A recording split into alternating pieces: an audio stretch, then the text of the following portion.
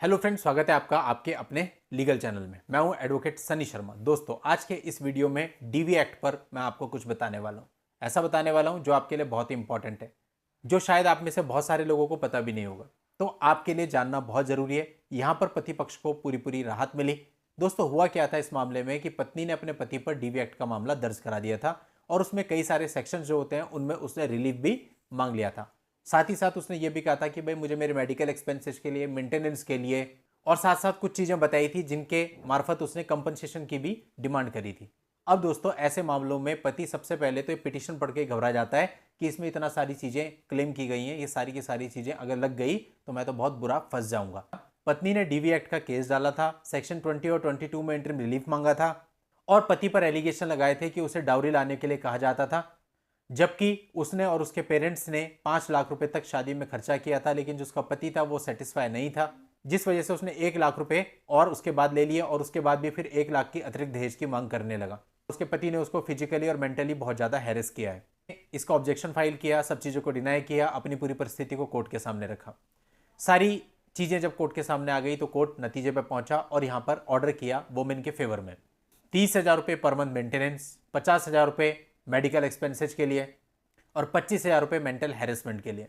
दोस्तों, इसके बाद ये मामला पहुंचा कर्नाटका हाई कोर्ट में। अब कर्नाटका हाई कोर्ट ने बहुत ही गहराई से इस पूरे मामले को देखा। आपकी हेल्प के लिए जजमेंट का लिंक मैं इस वीडियो के नीचे डिस्क्रिप्शन में दे दूंगा, वहां जाके आप इस पूरे ऑर्डर को पढ़िएगा। बहुत ही बारीकी से सारी चीजों को देखा है। पत्नी ने जो कुछ भी बोला वो उसका वर्जन था, लेकिन जब पति ने अपनी तरफ से रिप्लाई फाइल किया उसमें उसने सारी चीजों को डिनाई किया।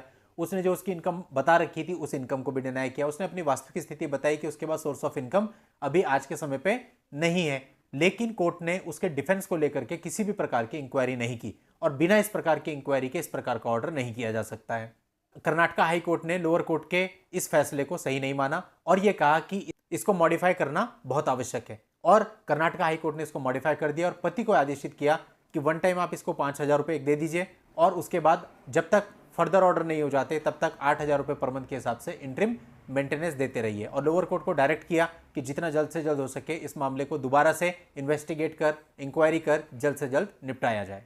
तो इस प्रकार से दोस्तों यहाँ पर पति को बहुत बड़ी राहत मिल गई। आप सोचिए, जो पहले ऑर्डर हुआ था और इस ऑर्डर में कितना जमीन और आसमान का डिफरेंस है। तो ऐसा दोस्तों आप में से भी बहुत सारे लोगों के मामलों में होता है जहां डीवी एक्ट के अंतर्गत किसी प्रकार की कोई इंक्वायरी नहीं होती। यहां तक कि जो डीआईआर रिपोर्ट भी फाइल होती है वो केवल लड़की की बात को सुनकर के फाइल कर दी जाती है, उसमें भी आपका कोई वर्जन नहीं होता और आपके डिफेंस को जो आपने ऑब्जेक्शन दिया होता है या एविडेंस कुछ लगाए होते हैं उनको लगभग इग्नोर कर दिया जाता है। तो ऐसे मामलों में इस प्रकार का जजमेंट बहुत हेल्पफुल हो सकता है। चलिए दोस्तों, आज के इस वीडियो में इतना ही। नेक्स्ट वीडियो में नई लीगल जानकारी के साथ मैं आपसे फिर मिलता हूं। तब तक के लिए goodbye and thank you for watching. Take care.